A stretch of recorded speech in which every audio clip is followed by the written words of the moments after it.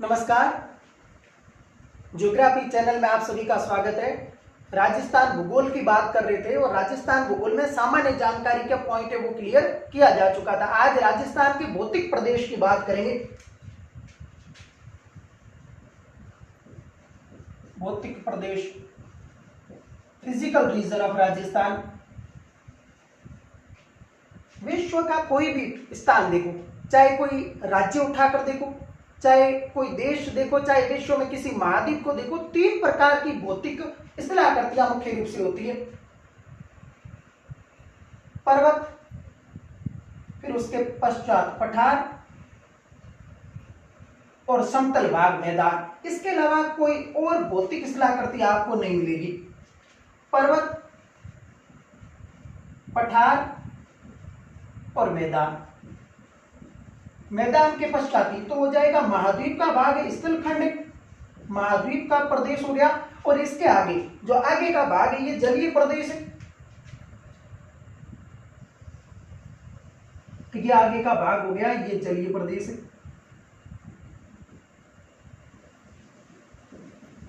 विशाल जल राशि को महासागर कहा जाता है, ये महासागर है।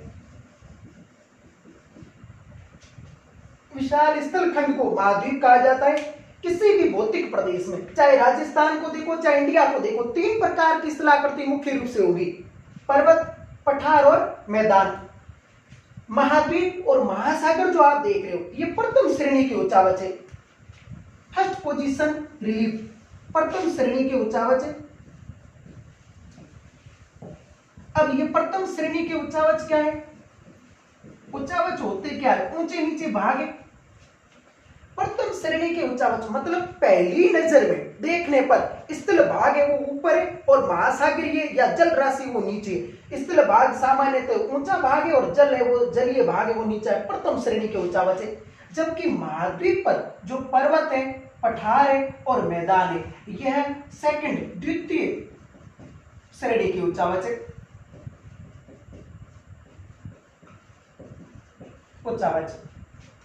इसके अलावा जैसे पर्वत है, पठार है, मैदान, इनमें जो स्थलाकृतियां होती है, जैसे पर्वतीय भागों में या कहीं वी आकार की घाटी, यू आकार की घाटी, कैनियन, वो फिर तृतीय श्रेणी, अगला जो पोजीशन है उसमें चली जाएगी तृतीय श्रेणी के उच्चावच।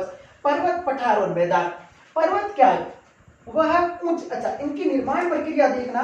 पर्वत और पठार की जो निर्माण की प्रक्रिया है, निर्माण ये सामान्यतः ज्वालामुखी क्रिया द्वारा, इसके अलावा प्लेटों के अभिसारी गति से, जैसे हिमालय का निर्माण हुआ है अभिसारी गति से, इसमें पर्वतों का निर्माण होगा। पठार का निर्माण ज्यादातर ज्वालामुखी क्रिया से होता है और उसमें भी ज्वालामुखी का दरारी उद्गार। सामान्यतः पठारी प्रदेश में बेसाल्ट चट्टानें होगी और जबकि पर्वतीय प्रदेशों में ग्रेनाइट चट्टान की प्रधानता रहेगी, शंक्वाकार आकृति होगी। ये यदि पर्वतीय भाग सागर के अंदर विस्तृत है तो कटक कहलाएगा। यदि कोई पर्वतीय भाग सागर के अंदर विस्तृत है तो क्या कहलाएगा? कटक। और यदि कोई पठारी भाग, पठार का अर्थ होता है जिसका जो शीर्ष भाग है वो सपाट हो, टेबल नुमा हो। पठार यदि सागरीय भाग में है तो गोयट कहलाएगा, गोयट। इस प्रकार। और सागरीय भाग के अंदर है, जैसे सागरीय भाग के अंदर कोई पर्वत जैसी स्थलाकृति है, ये पठार है और इसके अलावा फिर आगे गर्त आ जाएगा। इस प्रकार ये कहलाएगा कटक, जिसकी वर्ल्ड ज्योग्राफी में बात करेंगे अपन। महासागरीय जब नित्तल के उच्चावच श्रेणी की बात करेंगे उसमें महासागरीय मैदान में ये स्थलाकृतियां पड़ते हैं, ये कहलाएगा गोयट और ये कहलाएगा महासागरीय गर्त। जैसे मेरियाना ट्रेंच है, प्यूर्टो रिको गर्त है, नेरिस गर्त है, वैसे इस प्रकार। तो भौतिक प्रदेश में बात किसकी की जाती है? ऐसे प्रदेश जो स्थल भाग पर पर्वत, पठार और मैदान के रूप में विस्तृत हो। इसके अलावा कोई भौतिक प्रदेश नहीं है। आप कहोगे सर राजस्थान में मरुस्थलीय प्रदेश को पढ़ते, मरुस्थल मैदान का ही भाग है। वह प्रदेश है जहां की जलवायु ज्यादा कठोर हो जाती है, वर्षा कम होती है, ऐसा भौतिक प्रदेश ही मरुस्थल कहलाता है जो मैदान का भाग है। अब जैसे राजस्थान में पर्वत में पर्वतमाला अरावली पड़ेगी, पठार में दक्षिणी पूर्वी पठार की बात करेंगे और मैदान के अंदर पूर्वी मैदान की बात करेंगे। और इसके अलावा थार मरुस्थल को बहुत मूलभूत विशेषता उसकी काफी अलग है, इसलिए उसको अलग भौतिक प्रदेश के रूप में पढ़ते हैं। इस प्रकार अब महासागर, ये तो बात हो गई महाद्वीप और महासागर, प्रथम श्रेणी के उच्चावच और द्वितीय श्रेणी के उच्चावच। इसके अलावा एक पॉइंट यहां ये क्लियर कर देता हूं कि अमेरिका का एक विद्वान है F.B. टेलर, इसने एक परिकल्पना दी। विद्वान का नाम है F.B. टेलर। टेलर ने 1908 में एक सिद्धांत में परिकल्पना दी, नाम है महाद्वीपीय प्रवाह या विस्थापन कह दो, प्रवाह परिकल्पना। सिद्धांत ने दिया। सिद्धांत और परिकल्पना में अंतर होता है। परिकल्पना का अर्थ होता है किसी के दिमाग में ऐसी बात आई और उसने कह दी। सिद्धांत का अर्थ होता है जिसमें वो कठोर सबूत के साथ पक्ष में तर्क लेकर कोई बात कहेगा, तो वो परिकल्पना नहीं, वो सिद्धांत कहलाएगा। ये तो F.B. टेलर ने 1908 में महाद्वीपीय प्रवाह परिकल्पना दी। अब इसके बाद एक विद्वान आते हैं, ये तो टेलर ये अमेरिकन विद्वान है। एक विद्वान है, नाम है अल्फ्रेड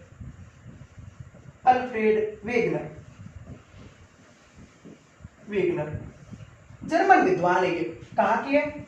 जर्मनी के, जर्मन विद्वान है। 1912 में यह विश्व में सबसे ज्यादा मान्यता प्राप्त और प्लेट टेक्टोनिक सिद्धांत के लिए जो रूपरेखा तैयार करने वाला सिद्धांत है वो देते हैं अल्फ्रेड वेगनर, और उसका नाम है महाद्वीपीय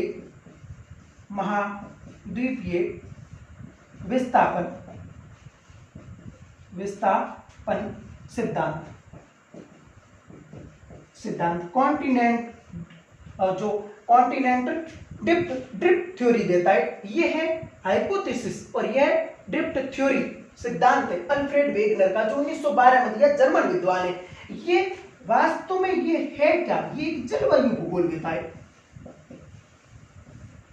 जो कॉन्टिनेंटल ड्रिफ्ट थ्योरी देते जलवायु भूगोल देता है, भूगोल देता है। जलवायु का अध्ययन कर रहा था और अध्ययन करते करते इस निष्कर्ष पर पहुंच गया अल्फ्रेड वेगनर। ये क्या कहता है समझना, ये वेगनर क्या जलवायु भूगोल में था और अतीत में जो जलवायु परिवर्तन की घटनाएं हुई उन पर अध्ययन कर रहा था। अतीत में जो जलवायु परिवर्तन की घटनाएं हुई उन पर यह अध्ययन कर रहा था। अध्ययन करते हुए ये 2 पॉइंट पर पहुंचा, 2 निष्कर्ष निकले इसके सामने। पहला, इसने क्या देखा, जैसे एट प्रेजेंट ये हमारी पृथ्वी है, ये 0 डिग्री अक्षांश है। ये 0 डिग्री अक्षांश ऐसा प्रदेश है जहां गर्मी अधिक पड़ती है, बर्फ की जमने की कोई संभावना नहीं है। इसने क्या पाया कि यहाँ ऐसे कई स्थान है अफ्रीका में, भारत में, जहां इससे हिम के अवशेष प्राप्त हुए। हिम के क्या प्राप्त हुए? अवशेष, मतलब हिम से निर्मित ऐसी कई शिलाकृतियां प्राप्त हुई जो केवल हिमा नहीं बना सकती। आप कहोगे सर अवशेष कैसे प्राप्त हो सकते हैं हिम के? जैसे मोहनजोदड़ो से या हड़प्पा सभ्यता से जैसे गेहूं और जौ के अवशेष प्राप्त हुए, तो ये खोजबीन के द्वारा उनके कोई न कोई साक्ष्य प्राप्त हुए। अब इसने निष्कर्ष में ये पाया कि इस भूमध्य रेखीय प्रदेश में कभी बर्फ नहीं जमनी चाहिए। ये यहाँ बर्फ, जैसे यहाँ मान लेते हैं कि अफ्रीका कोई भाग है, अफ्रीका के मध्यवर्ती प्रदेश में इसमें यहाँ बर्फ नहीं जमनी चाहिए, लेकिन यहाँ इससे बर्फ के अवशेष प्राप्त हुए। इसी के आधार पर इसने 2 सिद्धांत निकाले। पहला, ये हो सकता है कि वर्तमान जहां यहाँ बहुत ज्यादा गर्मी पड़ रही है, कहां पर? भूमध्य रेखीय प्रदेश में। यहाँ पहले जब निर्माण काल में या गर्मी न पड़कर बहुत ज्यादा सर्दी या शीत ऋतु रही होगी। पहले निष्कर्ष ये निकाला। दूसरा निष्कर्ष इसने ये निकाला कि हो सकता है ये अफ्रीका या जो ये स्थल भाग है ये यहाँ वर्तमान में है, किसी जमाने में ये यहाँ था ही नहीं, कहीं दक्षिण में ठंडे प्रदेशों में था जहां पर बर्फ जमने की संभावना अधिक थी या बर्फ जमने के प्रदेश में था। इस प्रकार 2 निष्कर्ष निकाले। इसमें से पहले निष्कर्ष को इसने काट दिया कि वर्तमान में जो जलवायु प्रदेश जहां है प्राचीन काल में भी वहीं रहे, इसके कोई साक्ष्य उसे प्राप्त नहीं हुए। पहले सिद्धांत को काट दिया। अब दूसरा सिद्धांत क्या है कि स्थल भाग जो वर्तमान में है ये यहाँ पहले नहीं था, मतलब इसमें प्रभाव हुआ है, मतलब ये अपने इस सिद्धांत पर पहुंच गया, महाद्वीपीय विस्थापन सिद्धांत। अब 1912 में अल्फ्रेड वेगनर जो जर्मन भूगोलवेत्ता है वो अपना विश्व प्रसिद्ध ये सिद्धांत देते, इसको समझ लेते हैं। अब हाँ, आप इन पॉइंट की स्क्रीनशॉट ले सकते हो, साथ में एक एक पॉइंट क्लियर करके पूरे भौतिक प्रदेश को बढ़िया ढंग से बढ़ेंगे। नेक्स्ट पॉइंट, अब अल्फ्रेड वेगनर इस सिद्धांत पर पहुंचे, कठोर इसने अपने पक्ष में तर्क दिए और इसी के साथ ये आगे बढ़ता है। अब वेगनर महोदय क्या कहते हैं समझना,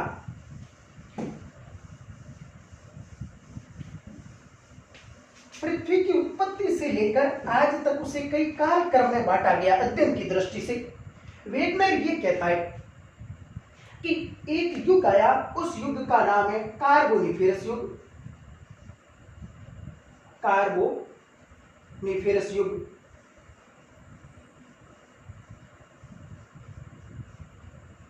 अकॉर्डिंग टू वेगनर समझेंगे। वेगनर ये कहता है कि इस युग में क्या हुआ कि समस्त स्थल भाग एक जगह केंद्रित था, समस्त स्थल भाग एक जगह केंद्रित था। यहां आपको कोई अलग से स्थल भाग नहीं दिखेगा, जैसे आपको ऑस्ट्रेलिया दिख जाए या अंटार्कटिका दिख जाए या ग्रीनलैंड दिख जाए, नहीं, एक साथ पूरा स्थल भाग जुड़ा हुआ था। वेगनर ने इस स्थल भाग को नाम दिया पेंजिया। यहां जितनी भी बात बता रहा हूं मैं मेरी नहीं बता रहा हूं, ये वेगनर के अनुसार बता रहा हूं। अल्फ्रेड वेगनर का जो सिद्धांत है, वेगनर ने इसका नाम दिया पेंजिया। ये एक विशाल भौतिक प्रदेश है, या कह दो ये एक विशाल महाद्वीप है, सुपर कॉन्टिनेंट है, नाम है पेंजिया। इस पेंजिया के चारों ओर जल भाग है।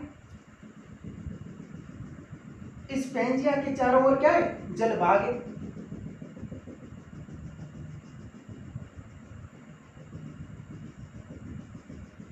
वेगनर महोदय ने इस जलीय भाग का नाम दिया पेंथालासा।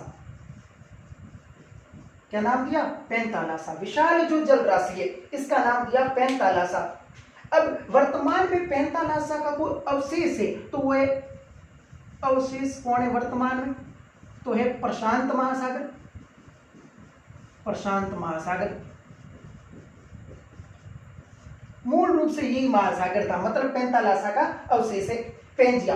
वेगनर आगे क्या कहता है? वेगनर कहता है कि कालांतर में यहां दो प्रमुख और लगभग एक गौण बल को सम्मिलित कर ले तो कई बल प्रभावी है। जैसे बल कौन कौन से रहे? पहला जो बल है वो है ध्रुवीय बल या फ्लोइंग बल, और दूसरा है ज्वारीय बल, तीसरा प्लवनशील बल। ये और बताता है इन दो बलों के कारण, प्लवनशील बल को भी ये मानता है, इन बलों के कारण पेंजिया धीरे धीरे टूटना शुरू हो गया। किस युग में? कार्बोनिफेरस युग में पेंजिया दो भागों में टूट गया। और ये जो दो भाग है ये इस प्रकार बने, इसका एक भाग उत्तर की ओर बढ़ गया और इसका एक भाग दक्षिण की ओर बढ़ गया, इस प्रकार। उत्तर वाला जो भाग है कौन सा? पेंजिया का जो भाग टूटकर उत्तर की ओर बढ़ गया, इस भाग का नाम है लॉरेशिया।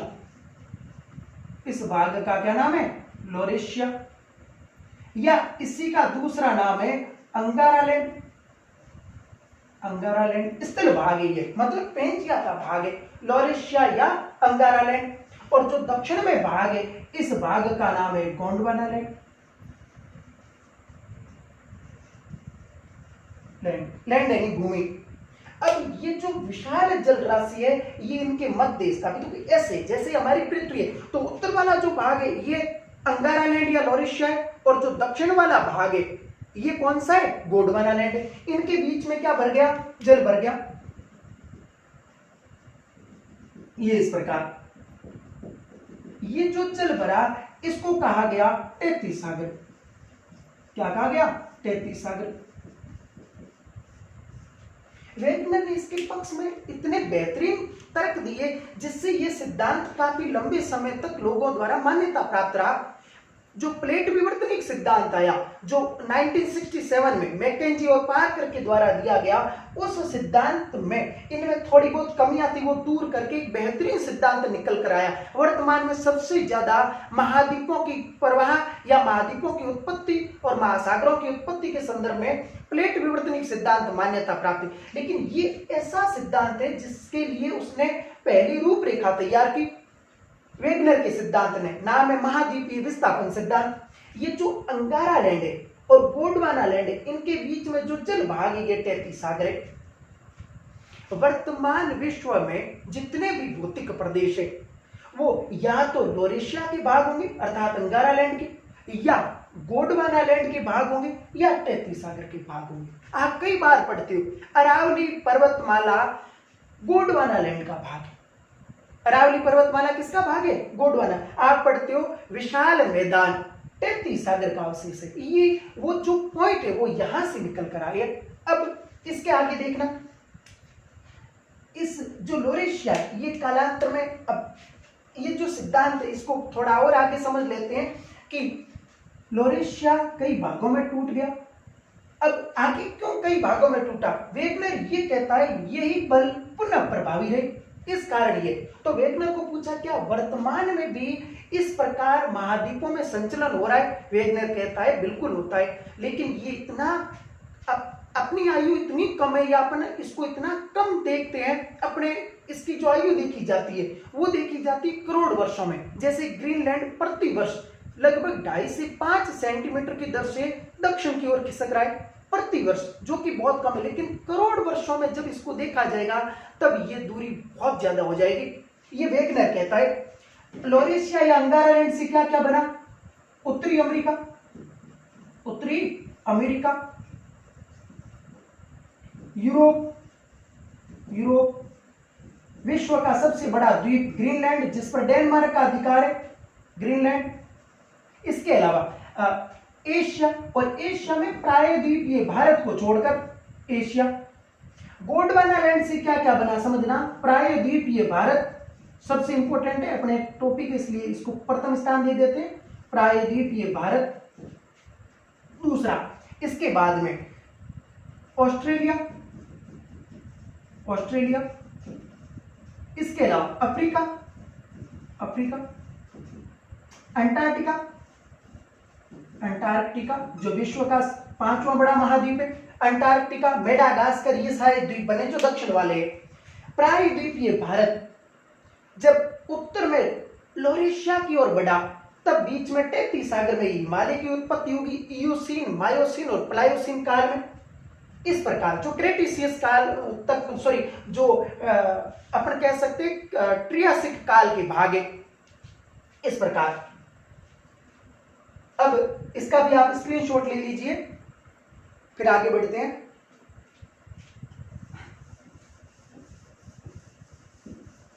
नेक्स्ट,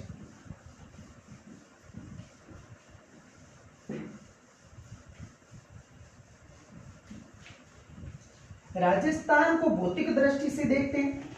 ये सिद्धांत आगे इसलिए समझे क्योंकि आगे बार बार ये आएंगे और इनकी थ्योरी जो इनका कंसेप्ट वो आपके दिमाग में आ जाना चाहिए। राजस्थान के भौतिक प्रदेश को समझने से पूर्व एक और एक्स्ट्रा पॉइंट समझो। राजस्थान को भौतिक दृष्टि से सबसे पहले 1967 में वीसी मिश्रा महोदय ने राजस्थान का सर्वप्रथम भौतिक विभाजन किया। वीसी मिश्रा महोदय ने 1967 प्रथम बार, और इन्होंने राजस्थान को 7 भौतिक प्रदेशों में बांटा, 7 फिजिकल रीजन। इसने वीसी मिश्रा महोदय ने, लेकिन ये वर्गीकरण इंटरेस्टिंग नहीं था, थोड़ा हार्ड भी था, इसलिए ये कालांतर में इस वर्गीकरण, जो वर्तमान वर्गीकरण है, इसको टक्कर नहीं दे पाया। जो नेक्स्ट वर्गीकरण है ये 1971 में डॉक्टर रामलोचन सिंह द्वारा दिया गया,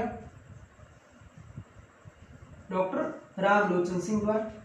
इस वर्गीकरण में डॉक्टर रामलोचन सिंह 3 वर्ग लेकर चलते हैं। पहला, राजस्थान को वो बड़े भौतिक प्रदेशों में बांटते, बड़े भौतिक प्रदेश।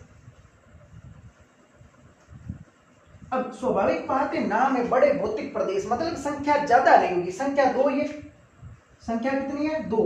पश्चिमी राजस्थान और पूर्वी राजस्थान। दूसरा है प्रमुख भौतिक प्रदेश या मध्यम भौतिक प्रदेश, प्रमुख भौतिक प्रदेश। इसमें डॉक्टर रामलोचन सिंह इन प्रमुख भौतिक प्रदेशों की संख्या बताते हैं 4, वेरी वेरी इंपॉर्टेंट। और इसके अलावा जो तीसरा है ये उपगौण है या गौण कह दो भौतिक प्रदेश है, जिसमें ये संख्या 13 बताते हैं। इस प्रकार प्रमुख जो भौतिक प्रदेश है इनकी संख्या कितनी है 4 है। यही वो भौतिक प्रदेश है जिसका आगे अध्ययन करने जा रहे हैं। पहला जो भौतिक प्रदेश है इसका नाम है थार मरुस्थल, दूसरा है अरावली, तीसरा है पूर्वी मैदान, पूर्वी मैदान, और चौथा है हाड़ौती का पठार या दक्षिणी पूर्वी पठार। ये है वो 4 भौतिक प्रदेश। ये इंपॉर्टेंट है, नहीं कभी एग्जाम में नहीं पूछे जाते। राजस्थान आरपीसी द्वारा एक बार एग्जाम में हालांकि पूछा जा चुका है कि निम्नलिखित में से किस विद्वान ने भौतिक दृष्टि से राजस्थान को सर्वप्रथम भौतिक प्रदेशों में विभाजित किया। सही आंसर था वीसी मिश्रा महोदय ने 1967 में। इस प्रकार 1971 में डॉक्टर रामलोचन सिंह का वर्गीकरण प्रसिद्ध रहा। अब इनका अध्ययन करेंगे।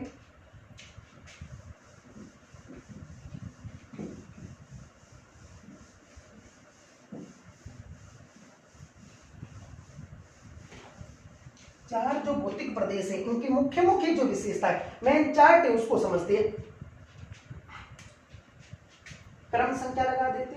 पहला जो भौतिक प्रदेश इसका नाम है थार मरुस्थल, ग्रेट इंडियन डेजर्ट, थार मरुस्थल। दूसरा है अरावली, अरावली। तीसरा है पूर्वी मैदान, पूर्वी मैदान, और चौथा है हाड़ौती का पठार, दक्षिणी पूर्वी पठारी प्रदेश, हाड़ौती पठार। पहला है थार मरुस्थल। बात करेंगे सबसे पहले एरिया, क्षेत्रफल, और वो भी अकॉर्डिंग टू प्रतिशत, प्रतिशत के अनुसार। थार मरुस्थल राजस्थान के कुल भूभाग का 61.11% भाग रखता है, 61.11% भाग रखता है। सबसे बड़ा भौतिक प्रदेश है। अरावली जो भौतिक प्रदेश है ये राजस्थान के कुल एरिया का 9%, पूर्वी मैदान 23%, और हाड़ौती का पठार है ये लगभग रखता है 6.89%। इस प्रकार ये 61.11 है, लगभग 61% कह दो तो कई बार इसको 7% भी लिख देते हैं। ये तो एरिया की बात होगी। इसके अलावा देखते हैं जिले। यहां समझना कुछ जिले ऐसे जो मरुस्थलीय जिले भी है और अरावली में भी सम्मिलित है। थार मरुस्थल में जो जिले इनकी संख्या है 12, अरावली में जो जिले हैं इनकी संख्या है 13, पूर्वी मैदान में जिले हैं इनकी ये संख्या 10, और हाड़ौती में 4 जिले मुख्य रूप से, और ऐसे मुख्य रूप से सम्मिलित करें तो लगभग हो जाएंगे 7 जिले।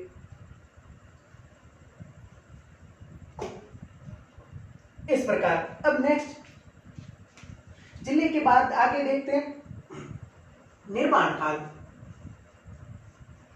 निर्माण काल, थार मरुस्थल का निर्माण प्लीस्टोसीन काल में हुआ, प्लीस्टोसीन काल में, सेनोजोइक महाकल्प में। अरावली का निर्माण एजोइक महाकल्प में प्री कैम्ब्रियन काल में हुआ, प्री कैम्ब्रियन काल में। किसका निर्माण हुआ? अरावली का। किस काल में? प्री कैम्ब्रियन काल में। पूर्वी मैदान का निर्माण प्लीस्टोसीन काल में। वर्तमान में भी नदियों द्वारा निर्मित उपजाऊ खाद्य मिट्टी के द्वारा निर्मित हो रहा है। और हाड़ौती का निर्माण हुआ क्रेटेशियस काल में, क्रेटेशियस काल में। टर्सरी काल में हिमालय का निर्माण हुआ, जबकि ये क्रेटेशियस काल है। क्रेटेशियस काल उस जुरेसिक काल, वो काल है जिसमें डायनासोर की पृथ्वी पर मौजूदगी रहती है। क्रेटेशियस काल में ये निर्माण काल है। इसके अलावा नेक्स्ट देखते हैं इस प्रदेश की मिट्टी। मिट्टी कैसी कैसी है? थार मरुस्थल की मिट्टी है बलुई मिट्टी, बलुई मिट्टी। अरावली की मिट्टी पर्वतीय मिट्टी, और पर्वतीय भागों में वनों के सड़ने और गलने से जो मिट्टी बनती है उसको बोलते हैं वन मिट्टी। पर्वतीय मिट्टी क्या तो या वन मिट्टी। पूर्वी मैदान की जो मिट्टी है ये है जलोढ़ मिट्टी, जलोढ़ मिट्टी। जलोढ़ मिट्टी को बोलते हैं दोमट मिट्टी या कछारी मिट्टी। और हाड़ौती के पठार पर है भट्टी सोल, काली मिट्टी, काली मिट्टी, काली मिट्टी। इसके अलावा भारत के भौतिक प्रदेशों से तुलना कर देते या अवशेष के रूप में पहले देख लेते कौन सा किसका अवशेष है। अवशेष यहां अपने वेगनर का सिद्धांत काम आएगा। अकॉर्डिंग टू वेगनर थार मरुस्थल है ये 33 सागर का अवशेष है, 33 सागर का अवशेष है। अरावली है ये गोंडवाना लैंड का भाग है, गोंडवाना लैंड का भाग है। पूर्वी मैदान है ये भी 33 सागर का अवशेष है जहां नदियों ने मिट्टी का जमाव कर दिया, 33 सागर का। हाड़ौती का जो पठार है ये किस भौतिक प्रदेश का भाग है तो गोंडवाना लैंड का भाग है, गोंडवाना लैंड का भाग है। इस प्रकार अवशेष की बात कर ली, वर्षा की बात कर लेते या जलवायु की बात कर लेते। जलवायु, इसकी जो जलवायु है थार मरुस्थल की ये शुष्क व अर्ध शुष्क है, जहां वर्षा 50 सेंटीमीटर से भी कम होती है, मरुस्थल की विशेषता है। अरावली है इसकी जलवायु वो आर्द्र है या फिर उपाद्र है, उपाद्र। पूर्वी मैदान की जलवायु आर्द्र जलवायु, और हाड़ौती के पठार की जलवायु अति आर्द्र। राजस्थान में सबसे ज्यादा वर्षा वाला भौतिक प्रदेश है, अति आर्द्र जलवायु है किसकी, हाड़ौती के पठार की जलवायु की तय। भारत में देख लेते, भारत के जो भौतिक प्रदेश है उसमें से लगभग राजस्थान में भारत के संदर्भ में कितने भौतिक प्रदेश है ऐसे समझना। थार मरुस्थल और पूर्वी मैदान है, इस पॉइंट को यहां समझ लेते हैं। थार मरुस्थल और पूर्वी मैदान है ये तो भारत में एक भौतिक प्रदेश है, विशाल मैदान उसका भाग है, विशाल मैदान का भाग है। अरावली और हाड़ौती का जो पठार है ये भारत में एक भौतिक प्रदेश है, नाम है प्रायद्वीपीय पठार, तो प्रायद्वीपीय पठार का भाग है। इस प्रकार भारत के दो भौतिक प्रदेश इसमें आते, विशाल मैदान और प्रायद्वीपीय पठार। विशाल मैदान में थार मरुस्थल और अरावली भौतिक प्रदेश हो गया, और प्रायद्वीपीय पठार में विशाल मैदान में थार मरुस्थल और पूर्वी मैदान, और प्रायद्वीपीय पठार में अरावली और हाड़ौती का पठार। इस प्रकार ये भौतिक प्रदेश है, इसका आप स्क्रीनशॉट ले लीजिए। अच्छा, एक जैसे ये तो इसके अलावा 2011 में जनसंख्या के अनुसार भी आंकड़ा देख लेते हैं। अकॉर्डिंग टू पॉपुलेशन, जनसंख्या के अकॉर्डिंग, हालांकि 2021 में यह आंकड़ा अभी परिवर्तित होने वाला, फिर भी काफी लंबे समय तक यह आंकड़ा आपके एग्जाम में पूछा जा सकता है। थार मरुस्थल में जनसंख्या रहती है 40%, सबसे ज्यादा। निम्नलिखित में से किस भौतिक प्रदेश में सर्वाधिक जनसंख्या निवास करती है? थार मरुस्थल में जनसंख्या घनत्व, डेंसिटी शब्द नहीं बोल रहा हूं, जनसंख्या सर्वाधिक थार मरुस्थल में। अरावली में रहती है 10%, पूर्वी मैदान में रहती है 39-39%, सबसे ज्यादा जनसंख्या घनत्व, और हाड़ौती के पठार में रहती है लगभग 11%। इस प्रकार निम्नलिखित में से राजस्थान का कौन सा भौतिक प्रदेश है जो राजस्थान के कुल एरिया का और कुल जनसंख्या का लगभग प्रतिशत बराबर रखता है? सही आंसर है अरावली। सबसे ज्यादा जनसंख्या घनत्व कौन सा भौतिक प्रदेश रखेगा? पूर्वी मैदान। और सबसे कम कौन सा रखेगा? थार मरुस्थल। यहाँ जो कुल एरिया है उससे भी जनसंख्या कम है, बाकी ऐसा किसी भौतिक प्रदेश में नहीं हो रहा है। इस प्रकार इसका स्क्रीनशॉट ले लीजिए आप।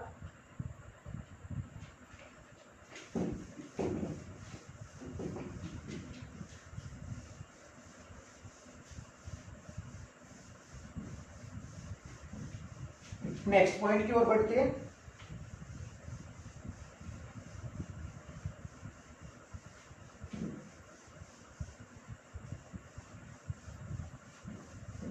आपके जितने भी राजस्थान में एग्जाम होते हैं उन सभी एग्जाम में ये टॉपिक सम्मिलित है, चाहे पटवार का हो, चाहे रीट एग्जाम हो, चाहे आरएस का एग्जाम हो, और बिल्कुल डीपली इतना बढ़िया ढंग से करवाया जाएगा कि आप आरएस मेंस में भी लिखोगे तो इस प्रकार के क्वेश्चन आपके काम आएंगे। अब विथ डायग्राम विथ मैप देखते हैं राजस्थान के भौतिक प्रदेश को।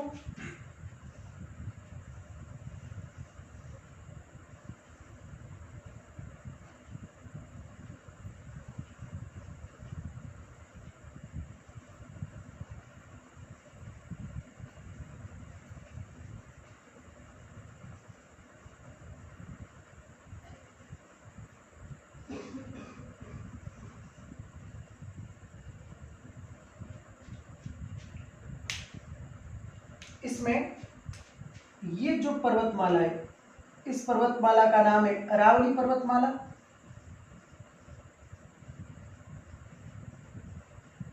अरावली पर्वतमाला। ये जो भौतिक प्रदेश है इसका नाम है थार मरुस्थल।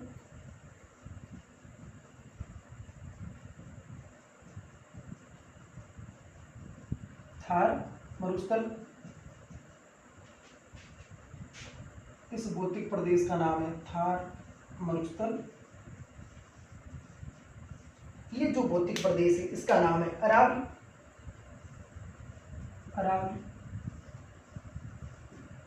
आगे और बात करेंगे इसकी। इसके अलावा जो ये भौतिक प्रदेश है, समझना बूंदी तक के भाग को सम्मिलित करता हुआ आगे बढ़ रहा हूं। बारां, झालावाड़, कोटा का ये जो प्रदेश है ये कहलाता है हाड़ौती पठार। और ये जो भाग है बाकी इसे कहा जाएगा पूर्वी मैदान। पूर्वी मैदान। इस प्रकार ये चारों भौतिक प्रदेश है। 1 नंबर है थार मरुस्थल, 2 नंबर अरावली, 3 नंबर पूर्वी मैदान और 4 नंबर दक्षिणी पूर्वी पठारी प्रदेश या हाड़ौती का पठार।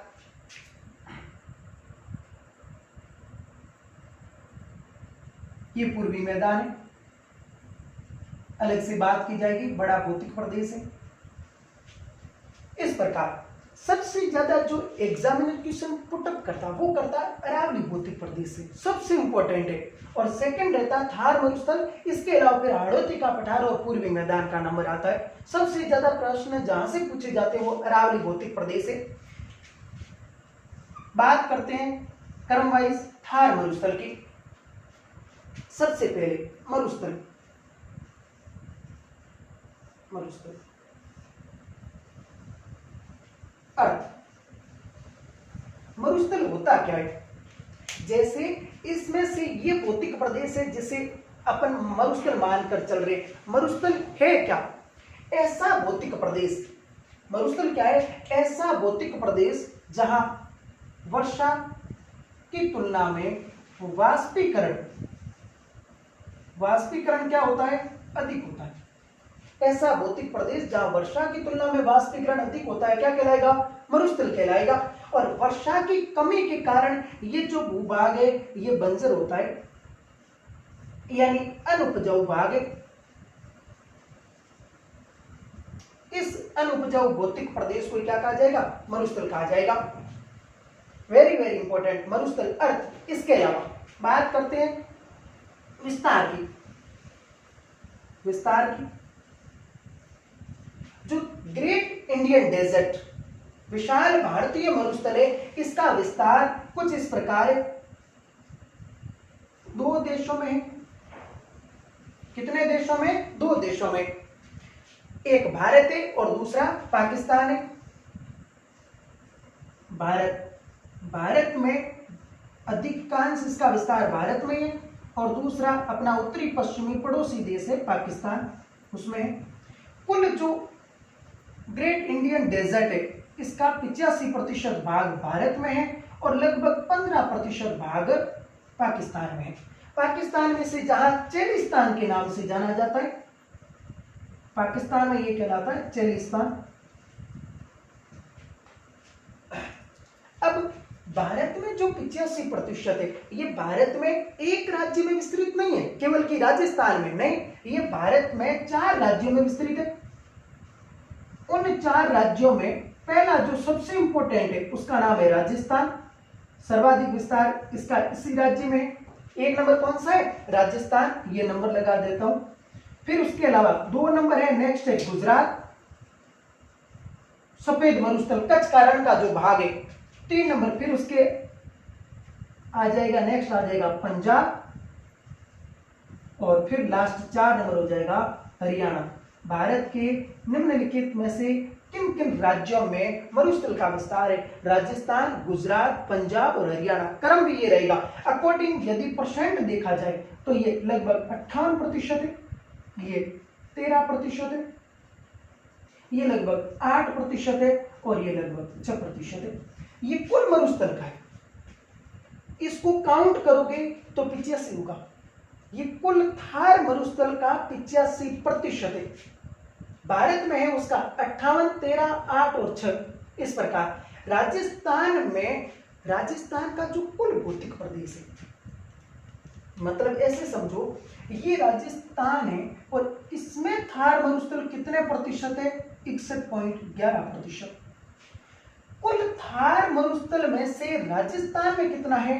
58%। आरपीसी ने ये क्वेश्चन पूछ लिया है। हालांकि इस पर इतने ज्यादा ऑब्जेक्शन आए क्योंकि ऑप्शन में 58% भी था और लगभग 61% भी था, इसलिए उस पर इतने ज्यादा ऑब्जेक्शन आए कि आरपीसी को ये क्वेश्चन डिलीट करना पड़ा। हालांकि वो क्वेश्चन पूर्ण रूप से सही था और उसका सही आंसर भी 58% था, क्योंकि ये कुल थार मरुस्थल का 58% है राजस्थान में। इस प्रकार ये तो हुई विस्तार की बात। आगे बढ़ते हैं नेक्स्ट, विस्तार की बात। लंबाई और चौड़ाई, लंबाई व चौड़ाई, चौड़ाई। थार मरुस्थल की ऐसी लंबाई है ये लगभग 640 किलोमीटर है। लंबाई है इसकी 640 किलोमीटर और चौड़ाई है इसकी लगभग 300 किलोमीटर। लंबाई लगभग 640 किलोमीटर है और चौड़ाई है लगभग इसकी 300 किलोमीटर। किसकी? मरुस्थल की बात कर रहे हैं, ये औसत बात की जा रही है। इसके अलावा ढाल, ढाल, ढाल हमेशा नदियों द्वारा प्रमाणित किया जाता है। ऐसे बड़े लेवल पर देखा जाएगा, ऐसे जैसे देखोगे घग्गर नदी प्रवाहित होती, उसके अकॉर्डिंग थार मरुस्थल का ढाल पश्चिम में होना चाहिए। ऐसे साबी नदी प्रवाहित होती है, एकमात्र राजस्थान में उत्तर में प्रवाहित होने वाली नदी, उसके अकॉर्डिंग राजस्थान के इस मरुस्थल का ढाल है वो उत्तर में होना चाहिए। हालांकि वो पूर्वी मैदान की ओर बढ़ जाती है आगे। इस प्रकार यहाँ नाग पहाड़ियां हैं और वहां से एक नदी प्रवाहित होती है जो मरुस्थल की सबसे बड़ी नदी है, लूणी नदी। इसके अकॉर्डिंग ढाल देखा जाएगा। इस नदी का क्या नाम है? लूणी नदी, जो अरावली के पश्चिम में उसके समानांतर प्रवाहित होती है। इस नदी के अकॉर्डिंग यदि ऐसे ढाल देखोगे तो थार मरुस्थल का जो ढाल है यह है उत्तर पश्चिम से उत्तर पूर्व से दक्षिण पश्चिम की ओर, उत्तर पूर्व से दक्षिण पश्चिम की ओर ढाल है। किसका? थार मरुस्थल का। अर्थ, विस्तार, लंबाई, ढाल की बात कर ली। आगे बढ़ते हैं। टाइम आपको बीच में मिल जाता है कि आप बीच में आराम से स्क्रीनशॉट ले सकते हो। अब एरिया की बात करें, ये थार मरुस्थल क्षेत्रफल, राजस्थान का जो कुल एरिया है इसका 2,10,000 वर्ग किलोमीटर ये एरिया रखता है, मतलब लगभग 61 किलोमीटर। और इसमें से भी 1,00,000 लगभग 75,000 इसका जो वर्ग किलोमीटर एरिया है ये पूर्ण रूप से मरुस्थल है। पूर्ण रूप से क्या है? मरुस्थल है। ये तो होगी क्षेत्रफल की बात। अब बात करते हैं अवशेष की।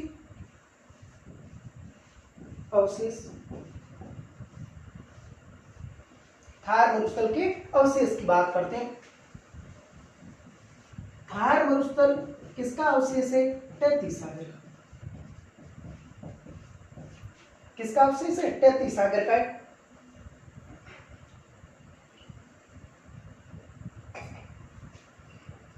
तैतीस सागर का अवशेष है थार मरुस्थल। अब यदि आपको ऐसे कह देंगे कि थार मरुस्थल वो 33 सागर का अवशेष है, तो इसके पक्ष में कुछ प्रमाण देने पड़ेंगे कि कैसे माना जाए कि ये थार मरुस्थल ये 33 सागर का अवशेष है। तो समझना, पहला पॉइंट सबसे इंपॉर्टेंट, इस थार मरुस्थल के अधिकांश एरिया में, जैसे आप चूरू में चले जाओ, ताल छापर है, बीकानेर में लूणकरण है, जयपुर के पश्चिमी भाग में अजमेर नागौर की सीमा पर सांबर झील है, पचपदरा झील है, काबोद झील है, रेवासा झील है, डीडवाना झील है, यानी राजस्थान में थार मरुस्थल में खारे पानी की झीलों की प्रधानता, यानी यहाँ खारे पानी की झीलें बहुत ज्यादा पाई जाती है। स्वाभाविक बात है, सागर का जो भाग रहेगा उसमें लवणता उच्च रहेगी, और कालांतर में वर्षा का जल जब प्राप्त हो जाता है या नदियों का जब जल झीलों को प्राप्त हो जाएगा, तब जलीय भाग जो जल है वो रिसाव के द्वारा नीचे जाएगा, पुनः तापमान प्राप्त करके केशिकातो क्रिया के द्वारा धरातल पर आएगा, तब अपने साथ लवण घोल कर लाएगा और उस झील के जल को खारा करता रहेगा, और कालांतर में वो झील पूर्ण रूप से खारी बन जाएगी। इस प्रकार तो ये सागरीय अवशेष होने की विशेषता है। हालांकि कहा जाता है कि यह माइकासिस्ट चट्टानों की प्रधानता है, जिस कारण भी यहाँ झीलें, खारे पानी की झीलें अधिक पाई जाती है, जो मैं आपको झीलों वाले टॉपिक में भी करवा चुका हूं। दूसरा, अवसादी चट्टानों की प्रधानता। अवसादी चट्टानों की क्या है? प्रधानता, या कह दो परतदार चट्टानें। परतदार चट्टानें। अब ये क्या मैटर है? जैसे ये कोई स्थल भाग है, इस स्थल भाग के पास इस प्रकार ये जलीय भाग कोई है, पवन के द्वारा, अच्छा मैदान पवन के द्वारा भी निर्मित हो सकता है, ऐसा जरूरी नहीं नदियों के द्वारा ही होता है। चीन में एक मैदान है लोइस का मैदान, वो पवन निर्मित मैदान है, सबसे बेहतरीन उदाहरण है। हालांकि विश्व के अधिकांश मैदान है उनका निर्माण नदियों द्वारा ही किया जाता है। अब यहां से कोई नदी प्रवाहित होती है या इसके अलावा कोई पवन के द्वारा ये भाग है, ये धीरे धीरे अवसाद के द्वारा भर दिया जाता है और ये परतें बन जाएगी, जो पहले आएगी वो समय के साथ परिवर्तित होती रहेगी, और इस प्रकार इससे कहा जाता है अवसादी चट्टानें। ये कहलाती है भूसन्नति, और इस भूसन्नति का नाम है 33 भूसन्नति। 33 सागर है जिसमें भूमि का जमा हो गया, कोबर के अनुसार ऐसे प्लेटों पर्वतों का निर्माण उसकी व्याख्या की गई थी, 33 भूसन्नति बनी, और कालांतर में यही भाग है, यही मरुस्थल का रूप धारण कर लिया। मतलब यहाँ कैसी चट्टाने? अवसादी चट्टान, और अवसादी चट्टाने बनने के लिए जो सबसे बेहतरीन स्थिति होती है वो ये होती है सागर का भाग। इसलिए कहा जाता है कि जो थार मरुस्थल है ये किसका भाग है? 33 सागर का भाग है। तीसरा पॉइंट, जैसलमेर में एक जगह है कुलधरा ग्राम। कुलधरा ग्राम में मछली के अवशेष प्राप्त होना, मछली के अवशेष प्राप्त होना कुलधरा ग्राम है। स्वाभाविक बात है कि सागरीय प्रदेशों में मछली पाई जाती होगी, और कालांतर में ये जब नदियों या पवन के द्वारा पाट दिया गया यानी भर दिया गया, निक्षेप कर दिया गया, मैदान है वो निक्षेपणात्मक स्थला करती है, तो इस प्रकार वहां मछली के अवशेष प्राप्त होना ये बताता है कि ये भाग कभी न कभी सागर का भाग रहा होगा। इसके अलावा नेक्स्ट सबसे इंपॉर्टेंट, जीवाश्म खनिज का पाया जाना। जीवाश्म खनिज में कोयला, पेट्रोलियम और गैस, और इसमें भी सबसे इंपॉर्टेंट है पेट्रोलियम। यदि आप साइंस के स्टूडेंट हो या फिर यदि आपने 6ठी, 7वीं, 8वीं की बुकें वर्तमान में रीटर के एग्जाम में पढ़ रहे तो वहां पेट्रोलियम की व्याख्या की हुई है। पेट्रोलियम का निर्माण कैसे होता है? अच्छा, जीवाश्म खनिज केवल और केवल किन चट्टानों में पाए जाएंगे? अवसादी चट्टानों में पाए जाएंगे। जीवाश्म खनिज में पेट्रोलियम का निर्माण होता है जब सागरीय जीव, इंपोर्टेंट पॉइंट है, बात कर रहा हूं सागरीय जीव, 33 सागर। जब सागरीय जीव धरातल के नीचे दब जाए और उच्च ताप और दाब के कारण उनमें रासायनिक परिवर्तन हो जाए और उससे निर्मित जो पदार्थ होता है उसी को कहते हैं पेट्रोलियम। ये काला सोना भी कहलाता है। कोयला को काला सोना नहीं कहा जाता, इसका बहुत ज्यादा ये मतलब मूल्यवान खनिज है, इसलिए इसे काला सोना कहा जाता है। तो जीवाश्म खनिज है। इसके अलावा नेक्स्ट बात करते हैं इस प्रदेश के अंदर जीवाश्म खनिज की बात कर ली। एक जैसलमेर में एक पार्क के नाम है आक्कलवुड फॉसिल पार्क। आपको बता दूं आक्कलवुड फॉसिल पार्क से ये एक जीवाश्म पार्क है जहां पीवड़ा सांप और गोडावन की प्रजाति पाई जाती है, गोडावन पाया जाता है। आक्कलवुड फॉसिल पार्क में 18 करोड़ वर्ष पुरानी, कितने करोड़ वर्ष? 18 करोड़ वर्ष पुरानी जूरेसिक कालीन सागरीय और वनस्पति और लकड़ी के अवशेष प्राप्त हुए। 18 करोड़ वर्ष, जो वर्तमान में कठोर पत्थर और कह दो कांच के टुकड़ों में बदल चुकी है। आक्कलवुड फॉसिल पार्क कहाँ है? जैसलमेर में। राष्ट्रीय राजमार्ग जो वर्तमान में NH 68 है उसके समीप स्थित है, जैसलमेर से निकलते ही आता है। तो ये सारे प्रमाण ये बताते हैं कि ये जो थार मरुस्थल है ये किसका भाग है? 33 सागर का भाग है। इस प्रकार आप इसका भी स्क्रीनशॉट ले लीजिए, बता देता हूं मैं।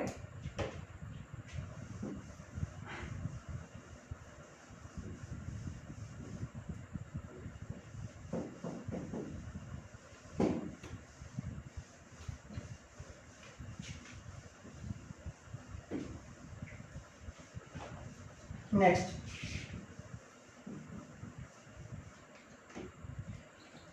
अब थार मरुस्थल के संदर्भ में अवशेष की बात होगी, विशेषताएं देखते हैं। विशेषताएं क्या क्या है इस मरुस्थल की? विशेषताएं, पहला पॉइंट, इस थार मरुस्थल की पूर्वी सीमा का निर्धारण अरावली पर्वतमाला करती है। तो पूर्वी सीमा का निर्धारण कौन करेगी? पूर्वी सीमा अरावली करेगी इसका निर्माण, पूर्वी सीमा का निर्धारण अरावली करेगी। अर्थात थार मरुस्थल का विस्तार पूर्वी भाग में बहुत कम है या है ही नहीं, लगभग ऐसे समझो। मरुस्थलीकरण पढ़ेंगे, मरुस्थल का मार्च पढ़ेंगे, उसमें आपको बताऊंगा मध्य अरावली के भाग में जो अधिकांश दर्रे हैं उनसे इस मरुस्थल का विस्तार हो रहा है। तो पूर्वी सीमा का निर्धारण कौन करेगी? अरावली। दूसरा पॉइंट, जो ये थार मरुस्थल है इसकी सबसे महत्वपूर्ण विशेषता समझना, यह विश्व में सबसे अधिक जनसंख्या घनत्व रखता है, डेंसिटी मरुस्थल में। मतलब विश्व के जितने भी मरुस्थल है उन सबको देखा जाए तो उसमें सबसे ज्यादा जो जनसंख्या घनत्व है, डेंसिटी, वो किस मरुस्थल की? थार मरुस्थल की। और ये अकॉर्डिंग टू 2011 के अनुसार 165 अपने राजस्थान में। ऑल ओवर भी इसकी बहुत ज्यादा है, लेकिन अपने राजस्थान में इसके कितने? 165 है जनसंख्या घनत्व। तीसरा पॉइंट सबसे इंपॉर्टेंट, जैव विविधता की दृष्टि से अन्य मरुस्थलों की तुलना में यह मरुस्थल सबसे संपन्न है। यानी केवल मरुस्थलों की तुलना की जाए, जैसे हमने जनसंख्या घनत्व में बात की, वैसे तो सबसे ज्यादा जैव विविधता वाला मरुस्थल कौन सा है? थार मरुस्थल है। जैव विविधता क्या होती है? किसी निश्चित भूभाग में पाए जाने वाली प्रजातियों में विविधता जैव विविधता कहलाती है। और जैव विविधता दिवस है वो 22 मई को मनाया जाता है। 22 मई को मनाया जाता है जैव विविधता दिवस। नेक्स्ट, इसके अलावा जो थार मरुस्थल है ये इसका अधिकांश भाग है ये इर्ग प्रकार का है। इर्ग प्रकार क्या अभी समझते हैं, लेकिन मुख्य रूप से इसकी विशेषताएं ये है। अच्छा, वनस्पति जैव विविधता में आ गई। और यहां जो मुख्य रूप से जो वनस्पति मिलेगी उसका नाम है मरुदभिद, जीरोफाइट।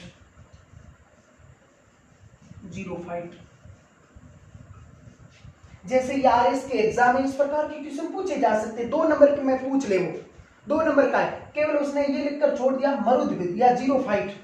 तो आप आंसर इस प्रकार देना, मरुस्थलीय प्रदेश, कम वर्षा वाले प्रदेश में लंबी जड़ें, मोटी छाल, छोटी पत्तियों वाली कांटेदार वनस्पति को मरुदभिद या जीरोफाइट कहा जाता है।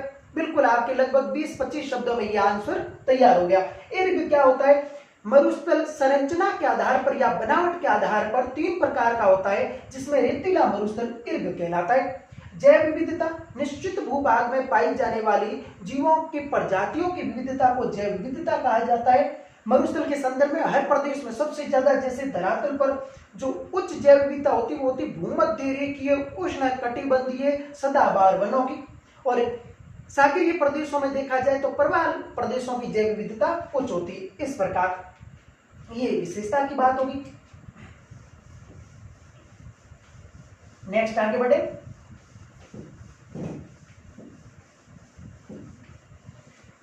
अध्ययन के आधार पर, संरचना के आधार पर पहले देखते हैं। संरचना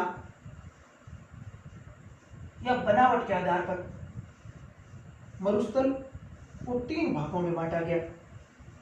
3 प्रकार है। संरचना या बनावट के आधार पर कणों का जो गठजोड़ है उसके आधार पर इसके 3 वर्गीकरण है। पहला है ईर्ग, दूसरा है अमादा और तीसरा है रेग। संरचना के आधार पर ईर्ग क्या होता है? रेतीला मरुस्थल। रेतीला मरुस्थल ऐसा मरुस्थल जहां बालू का स्तूप अधिक प्रधानता रखते हैं, वो ईर्ग प्रकार का मरुस्थल है। जैसे आप कहोगे सर उदाहरण के तौर पर, तो पश्चिमी थार मरुस्थल। थार मरुस्थल इसका सबसे बेहतरीन उदाहरण है। अम्बादा चट्टानी या पथरीला मरुस्थल। चट्टानी या पथरीला मरुस्थल, अम्बादा प्रकार का चट्टानी या पथरीला मरुस्थल। उदाहरण के तौर पर पोखरण, मोहनगढ़ का प्रदेश, पोखरण और फलोदी का देख लो। फलोदी का प्रदेश है अम्बादा प्रकार का। विश्व लेवल पर देखना है तो आप सहारा का अधिकांश भाग है वो अम्बादा प्रकार का पठारी मरुस्थल है। ज्यादातर सहारा मरुस्थल विश्व का सबसे बड़ा मरुस्थल है। सहारा अफ्रीका महाद्वीप के उत्तरी अफ्रीकन भूमध्य रेखा के उत्तर में लगभग 12 देशों में विस्तृत है। रेग मिश्रित मरुस्थल, अर्थात ईर्ग और अम्बादा दोनों का मिश्रण पाया जाता है, रेग कहलाता है। मिश्रित मरुस्थल जहां ईर्ग खत्म होता है और अम्बादा शुरू होता है, वो जो एरिया है वो रेग कहलाता है। इस प्रकार का, जैसे पोखरण और फलोदी का एरिया जहां ईर्ग खत्म होता है और अम्बादा स्टार्ट होता है, रेग मरुस्थल कहलाएगा, मिश्रित मरुस्थल कहलाएगा। इस प्रकार इसका भी आप स्क्रीनशॉट ले लीजिए। नेक्स्ट,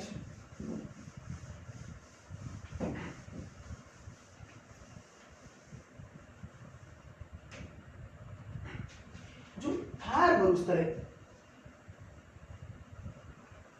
थार मरुस्थल पर इन्हीं 3 संरचनाओं के आधार पर इसको 2 मुख्य भागों में बांट दिया गया है। एक है ग्रेट डेजर्ट, महान मरुस्थल। महान मरुस्थल जो अंतरराष्ट्रीय सीमा के सहारे, ये जो मरुस्थल है बाड़मेर, जैसलमेर, जोधपुर और बीकानेर के इस प्रदेश में ये जो मरुस्थल है ये कहलाएगा महान मरुस्थल, जहां बालू का स्तूपों की प्रधानता ज्यादा है। बालू का स्तूपों की प्रधानता क्या है? ज्यादा है, या कह दो ईर्ग प्रकार का ज्यादा, और पूर्ण रूप से मरुस्थल का उदाहरण रखता है। ऐसा प्रदेश है जहां 25 सेंटीमीटर से भी वर्षा कम होती है, महान मरुस्थल। नेक्स्ट है लघु मरुस्थल। लघु मरुस्थल ये जो कच्छ का रण का प्रदेश है, यहां से लेकर बीकानेर तक का जो भाग है, वहां तक का जो भाग है कच्छ के रण से बीकानेर तक, ये क्या कहलाएगा? लघु मरुस्थल कहलाएगा। इस प्रकार महान मरुस्थल और लघु मरुस्थल, हालांकि ये शुष्क और अर्ध शुष्क से अलग है, लेकिन महान मरुस्थल और लघु मरुस्थल होते क्या है? तो महान मरुस्थल जहां बालू का स्तूपों की प्रधानता है, वर्षा बहुत ज्यादा कम होती है और अंतरराष्ट्रीय सीमा के सहारे विस्तृत है, महान मरुस्थल। लघु मरुस्थल कच्छ के रण से लेकर बीकानेर तक, ये जो बेल्ट है इस प्रकार, ये कहलाएगी क्या? लघु मरुस्थल। आगे बढ़ते हैं नेक्स्ट पॉइंट की ओर। अब बात करते हैं मुख्य रूप से अध्ययन की दृष्टि से मरुस्थल। मरुस्थल। अध्ययन की दृष्टि से मरुस्थल को दो भागों में बांट रहे। पहला जो भाग है ये कहलाएगा शुष्क मरुस्थल और दूसरा है अर्धशुष्क।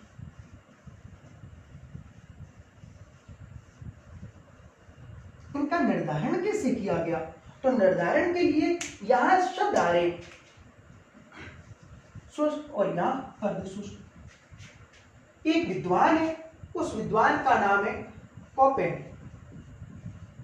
कोपेन पूरा नाम है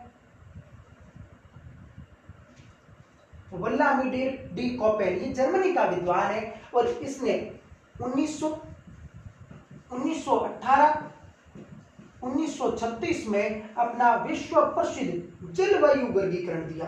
ये जलवायु भूगोल होता है जो औसत तापमान, औसत वर्षा या कह दो कैंडल के वनस्पति वर्गीकरण पर आधारित था कोपेन ने। उस कोपेन के जलवायु वर्गीकरण के अनुसार इस प्रदेश में BWHW जलवायु पाई जाती। जहां बी है वो इसको दर्शाएगा जहां वर्षा कम होती है, W है वो यहाँ इस प्रदेश को हॉट को मरुस्थलीय प्रदेशों को लिए दर्शाएगा और H है ये हॉट प्रदेश है और स्मॉल W वो कहेगा यदि थोड़ी बहुत भी वर्षा होती है तो वो ग्रीष्म ऋतु में होती है। और अकॉर्डिंग टू कोपेन यहाँ BSHW जलवायु पाई जाती। स्टेपी तुल्य, ये मरुस्थलीय तुल्य, ये स्टेपी तुल्य। इसका निर्धारण कैसे हुआ? तो इसका निर्धारण 25 सेंटीमीटर समवर्षा रेखा करती है। मतलब 25 सेंटीमीटर से जहां वर्षा कम होती है वो शुष्क मरुस्थल है और जहां वर्षा अधिक होती है वो अर्ध शुष्क मरुस्थल है। यहाँ वर्षा अधिक होती है और यहाँ वर्षा कम होती है। अधिक कितनी होगी? 50 सेंटीमीटर तक। आगे यहाँ अर्ध शुष्क मतलब यहाँ अरावली आ जाएगी, यहाँ आगे अरावली आ जाएगी और अरावली के साथ में जो लगभग अरावली के साथ जो समवर्षा रेखा चलती उसका नाम है 50 सेंटीमीटर समवर्षा रेखा, समवर्षा रेखा। इस प्रकार अभी अपन ने मरुस्थल की वो विशेषताएं नहीं देखी है। सैम की समस्या, लाटी सीरीज, आकलवुड, फॉसिल पार्क, बाप बोल्डर्स, उनकी बात अलग से करेंगे। ये जो भाग है ये तो कहलाएगा अर्धशुष्क और ये कहलाएगा कहां तक? अंतरराष्ट्रीय सीमा तक 25 सेंटीमीटर से कम वर्षा का प्रदेश। मतलब ये भाग है ये तो कहलाएगा शुष्क और ये जो भाग है ये कहलाएगा अर्धशुष्क। इनको आगे दो भागों में बांट देते हैं। शुष्क मरुस्थल को मुख्य, हालांकि ये पूर्ण मरुस्थल की विशेषता है लेकिन मुख्य रूप से इसमें ही पढ़ी जाती है। इसका नाम है बालू का स्तूप प्रदेश, यानी बालू का युक्त स्तूप प्रदेश और ये हो गया बालू का स्तूप मुक्त प्रदेश। मुक्त प्रदेश ये जो पूर्ण मरुस्थलीय प्रदेश है उसका लगभग जो युक्त प्रदेश है ये है लगभग 58.50% भाग। अभी अपने बात की थी कि अधिकांश थार मरुस्थल है वो इर्ग प्रकार का, ये इर्ग है और ये है हम्मादा और ये है लगभग 41.50%। इस प्रकार ये कितना है 58.50 और ये कितना है 41.50% भाग। इस प्रकार अब इसमें एक ही पॉइंट को देखेंगे।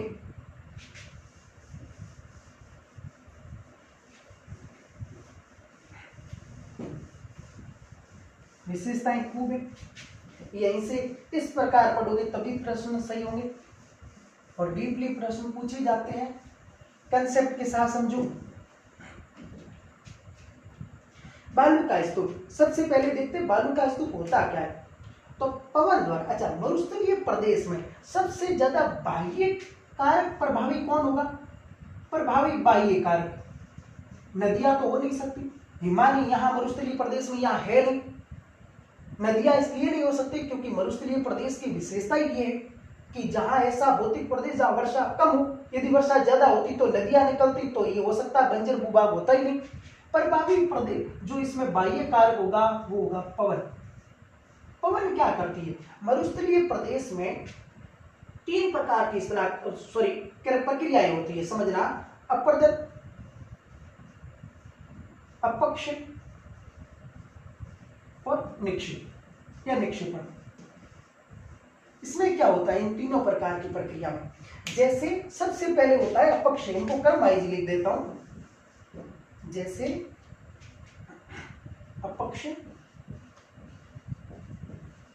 अपक्षय, अपर्दन और निक्षेप। चट्टान जब अपने स्थान पर टूट जाती है, जैसे ये चट्टान है, ये चट्टान कई बाह्य कारकों से, भौतिक कारक हो सकते हैं, रासायनिक कारक हो सकते हैं, जैविक कारक हो सकते हैं, उसके कारण यदि चट्टान ये अपनी जगह पर टूट जाती है, ये टूट गई चट्टान, ये इसका प्रतिफल, ये कहलाएगा अपक्ष। चट्टान का अपने स्थान पर बाह्य या आंतरिक कारकों के द्वारा या भौतिक या रासायनिक या जैविक क्रियाओं के द्वारा अपने स्थान पर टूटना अपक्ष कहलाएगा। जैसे ये चट्टान टूट जाएगी तब इस पर बाह्य पल, जो बाह्य कारक है, ये ज्यादा प्रभावी होंगे। जैसे कौन कौन से? पवन, इसके अलावा पवन के अलावा नदी यानी बहता हुआ जल, यदि ये हिमालय प्रदेश में है तो हिमालय, यदि तटीय प्रदेश में है तो सागरीय तरंगे, ये प्रभावी होकर इसको परिवहन करेगी, मतलब एक स्थान से दूसरे स्थान पर इसको लेकर चलेगी इन कणों को। इसको कहा जाएगा अपर्दन, मतलब परिवहन की जो घटना है वो क्या कहलाएगी? अपर्दन कहलाएगी। और ये जो मलबा है, ये जो अवसाद है, ये निम्न भागों में जमा करेगी। कौन? जो बाह्य कारक जो यहाँ प्रभावी हो, और जहां निम्न भागों में जो जमा हो जाएगा ये अवसाद, जैसे जमा हो गया, ये कहलाएगा निक्षेप। जैसे अपन ने 33 भूसंगति में जो अवसाद की बात की थी, वो निक्षेपण की क्रिया है। इस प्रकार ये जो तीनों प्रक्रिया है, इसके लिए सबसे ज्यादा बाह्य जो कारक इस प्रदेश में मरुस्थल में काम करेगा वो कौन करेगा? पवन। पवन द्वारा निर्मित स्थलाकृतियां ज्यादातर होती है इस प्रदेश में। ये बात समझ में आ गई होगी आपको। अपक्षय क्या होता है, अपर्दन क्या होता है और निक्षेप क्या होता है। अब नेक्स्ट,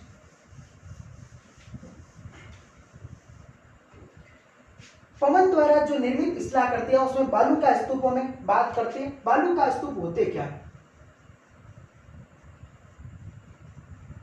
पवन द्वारा निर्मित अस्थायी मिट्टी के टीले क्या कहलाएंगे? बालू का स्तूप कहलाएंगे। वापस रिपीट कर रहा हूं, पवन द्वारा निर्मित अस्थायी मिट्टी के टीले बालू का स्तूप कहलाएंगे। मरुस्थलीय प्रदेश की प्रमुख विशेषता है, इसमें कई प्रकार के बालू का स्तूप होते हैं। पहली बात करते हैं बरखा। ऐसे समझना, जैसे ये पवन चल रही, ये पवन है, इस पवन के चलने की दिशा के इस प्रकार लगभग अनुप्रस्थ स्थलाकृति में इस प्रकार कोई बालू का स्तूप बन जाए,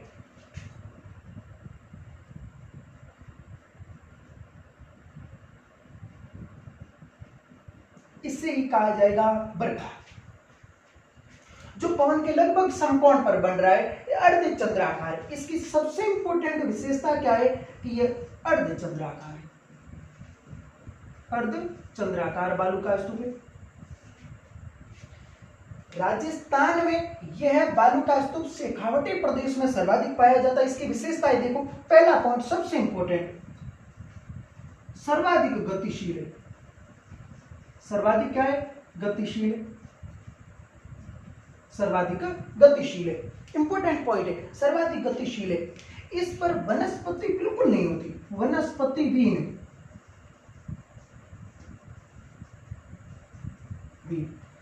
आप ऐसे समझो कि ये जैसे आप किसी बालू का स्तूप पर चले गए, जैसे सब में ये ऐसे प्रकार के बालू का स्तूप मिलेंगे, चोटन के साइड में जो पर्वत के कारण अवरोध पैदा होता वहां मिलेंगे।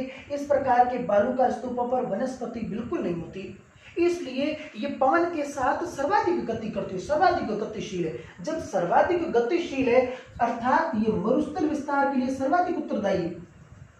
मरुस्थल विस्तार के लिए क्या है? सर्वाधिक उत्तरदायी है। सर्वाधिक उत्तरदायी मरुस्थल विस्तार के लिए। क्यों? क्योंकि सर्वाधिक गतिशील वनस्पति इन पर बिल्कुल नहीं होती, आकृति होती है अर्धचंद्राकार। राजस्थान में कहां पाई जाती है? प्रदेश शेखावटी प्रदेश में ज्यादा पाई जाती। अच्छा, वहां उस प्रदेश में ज्यादा क्यों पाई जाती है? क्योंकि ये सर्वाधिक गतिशील है, सबका लीडरशिप कर रही है सबसे आगे चलकर। शेखावटी में सर्वाधिक पाई जाती है, और शेखावटी में भी यदि कोई जिला पूछा जाए तो चूरू है।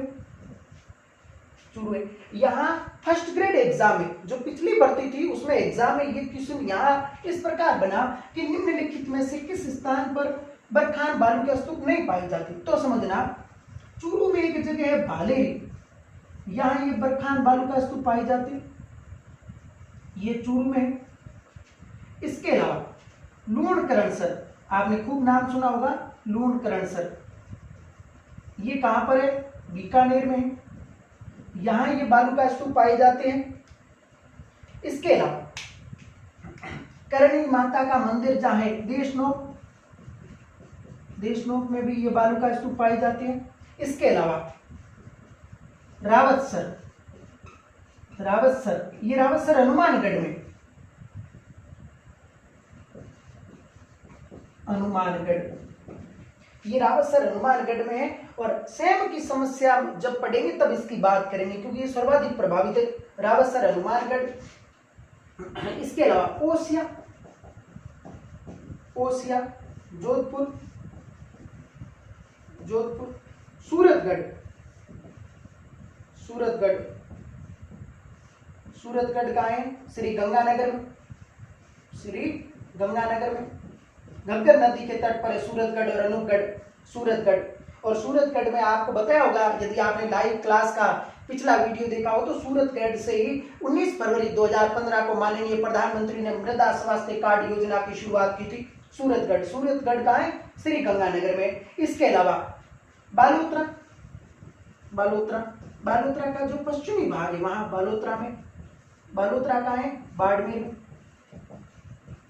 यहाँ ये बालू का स्तूप पाए जाते हैं। कौन से बालू का स्तूप? बरखान बालू का स्तूप। सबसे ज्यादा कहाँ पाए जाते हैं? शेखावटी में। शेखावटी में भी कहाँ पाए जाते हैं? चूरू में। इसके अलावा स्थान में पालेरी, लूणकरणसर बीकानेर में, देशनोक बीकानेर, करणी माता का जहाँ प्रसिद्ध मंदिर है और चूहों की देवी कहलाती है, चारण जाति की कुल देवी है, रावतसर हनुमानगढ़, बालोतरा बाड़मेर, सूरतगढ़ श्री गंगानगर, ओसिया जोधपुर, वहां ये बालू का स्तूप पाए जाते हैं। इसका भी आप स्क्रीनशॉट ले लीजिए।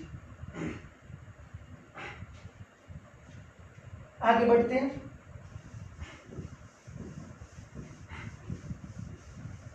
बालू का स्तूप भी काफी जो बड़ा टॉपिक है इसमें, और यहाँ से बिल्कुल इंपॉर्टेंट पॉइंट भी बनते हैं। सबसे ज्यादा जो बालू का स्तूप है वो जैसलमेर में पाए जाते हैं। कहाँ पाए जाते हैं? जैसलमेर। सभी प्रकार के बालू का स्तूप जोधपुर में पाए जाते हैं।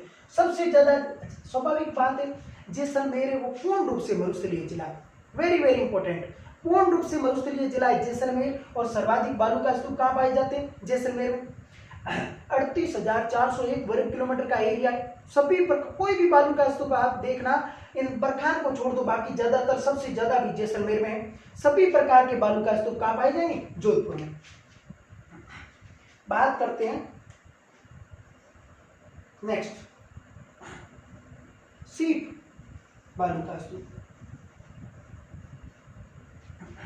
जब पवन की स्थिति यही रहेगी, ये अनुदैर्ध्य रूप में बनेगा। वो तो अनुप्रस्थ में बन रहा था बरखान, इसको समझना। जब हवा के साथ बालू की मात्रा कम हो तब हवा बरखान की एक भुजा का अधिक विस्तार कर देती है।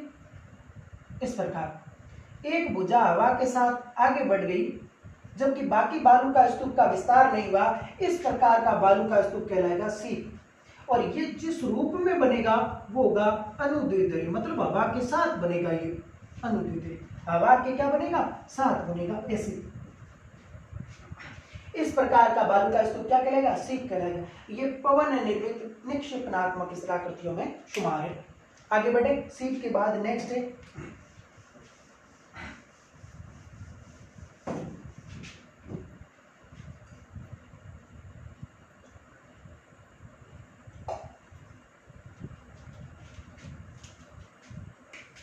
अनुप्रस्थ। अनुप्रस्थ। ये जो बालू का स्तूप है ये राजस्थान में उत्तर दक्षिण अधिक विस्तृत है। ये क्योंकि अच्छा आगे बात करेंगे पवन का विस्तार, पवन किस प्रकार चलते हैं इस प्रदेश में, किस प्रकार मरुस्थल का विस्तार हो रहा है, मरुस्थल के निर्माण में दक्षिणी पश्चिमी मानसून का भी योगदान है। दक्षिणी पश्चिमी मानसून का योगदान कैसे है कि यहाँ तक जो अधिकांश ये वर्षा ऋतु में जो ये पवनें चलती है, वर्षा तो करती नहीं है, ये अपने साथ मिट्टी उड़ाकर आगे बढ़ती है और मरुस्थल के विस्तार के लिए उत्तरदायी है। लू भी इसके लिए उत्तरदायी है। और मार्च, अप्रैल, मई और जून और जुलाई जब तक वर्षा नहीं होती वहां तक जो मरुस्थल है उसका सबसे ज्यादा क्या होता है, विस्तार होता है। अनुप्रस्थ बालू का स्तूप क्या होता है, ये पवन है और इस पवन के समकोण पर जो बालू का स्तूप बनेंगे इस प्रकार,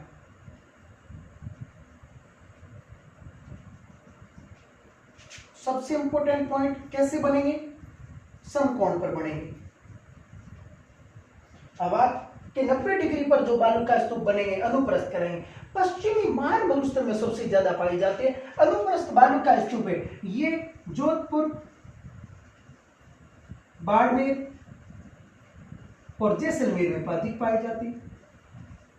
इनका कभी जिले का फर्स्ट पोजीशन नहीं पूछेगा, आपसे ये नहीं पूछा जाएगा अनुप्रस्थ सबसे ज्यादा कहां पाई जाती है, जोधपुर, बाड़मेर, जैसलमेर नहीं। ऑप्शन ऐसे होंगे कि आप आंसर दे सको, बता दो जोधपुर, बाड़मेर और जैसलमेर में ये सबसे ज्यादा पाए जाते हैं, हवा के समकोण पर बनते हैं।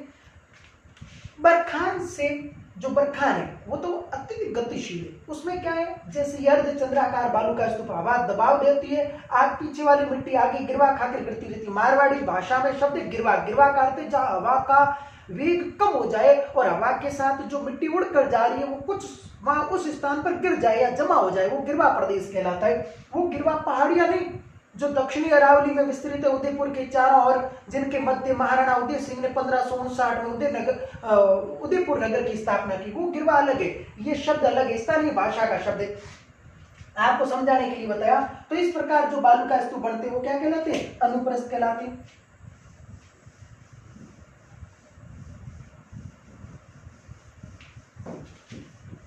राजस्थान में हवा का जो रुख रहता है मरुस्थल विस्तार के वो ज्यादातर पश्चिम से पूर्व ही रहता है, या कह दो दक्षिण पश्चिम से उत्तर पूर्व की ओर। ज्यादातर मरुस्थल का विस्तार है वो दक्षिण पश्चिम से उत्तर पूर्व की ओर हो रहा है। क्यों? क्योंकि दक्षिणी पश्चिमी मानसून के कारण। अब नेक्स्ट जो बालू का स्तूप है उसका नाम है अनुद्वेधरे। अनुद्वेधरे ये कैसे बनेगा, जैसे ये पवन चल रही है, इस पवन के ये बालू का स्तूप समानांतर बनेंगे इस प्रकार। ये बालू का स्तूप, उनकी लंबाई भी काफी अधिक होती है, अनुद्वेधरे बालू का स्तूप कहलाते हैं। सबसे इंपॉर्टेंट, हवा के या पवन के कैसे बनेंगे, समानांतर बनेंगे, समानांतर इस प्रकार। इन बालू का स्तूपों पर अन्य बालू का स्तूपों की तुलना में वनस्पति अधिक होती है। आपको हल्की सी झाड़ियां जैसे मारवाड़ी में जो या पश्चिमी राजस्थान में जो पाई जाती है, जैसे छोटी झाड़ियों के अंदर जैसे बुआड़ा है, इसके अलावा बोरडी है, इसके अलावा हिणिया है, इसके अलावा खीपड़ा है, इस प्रकार की यहाँ ये मिलेगी।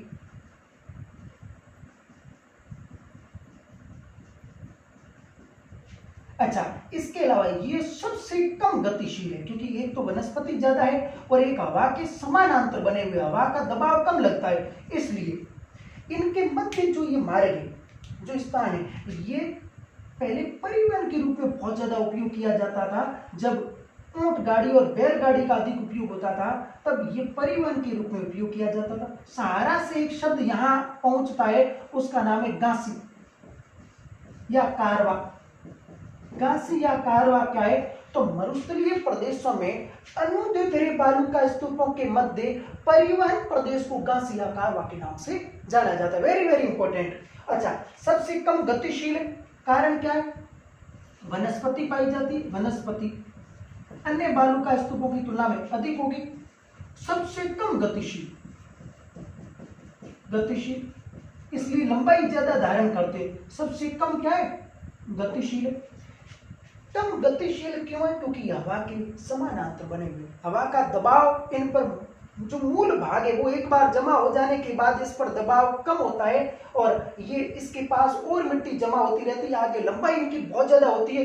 जबकि अनुप्रस्थ और बरखान छोटे बालू का स्तूप होते हैं, जबकि अनुदैर्ध्य लंबाई में सबसे लंबे बालू का स्तूप होते हैं। वनस्पति और कंटीली झाड़ियां इन पर होती है और इसके अलावा यह मरुस्थल विस्तार के लिए सबसे कम उत्तरदायी और सबसे पीछे बैक में पाई जाती है ये, जबकि सबसे आगे लीडरशिप कौन कर रहे? बरखान बालू का स्तूप।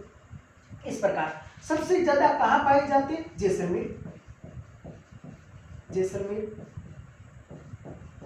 इसके अलावा बाड़मेर और इसके अलावा जो ये बालू का स्तूप पाए जाते हैं, हवा के समानांतर बनते। इस प्रकार इसके अलावा भी और बालू का स्तूप है जिसकी बात है वो नेक्स्ट क्लास में करेंगे, बालू का स्तूप। फिर उसके अलावा जो अर्धचंद्राकार बालू का स्तूप की बात होगी और इसके अलावा जो अर्ध शुष्क मरुस्थलीय प्रदेश है उसकी बात करेंगे। ऑल द बेस्ट, सब मस्त रहिए, हंसते रहिए, धन्यवाद।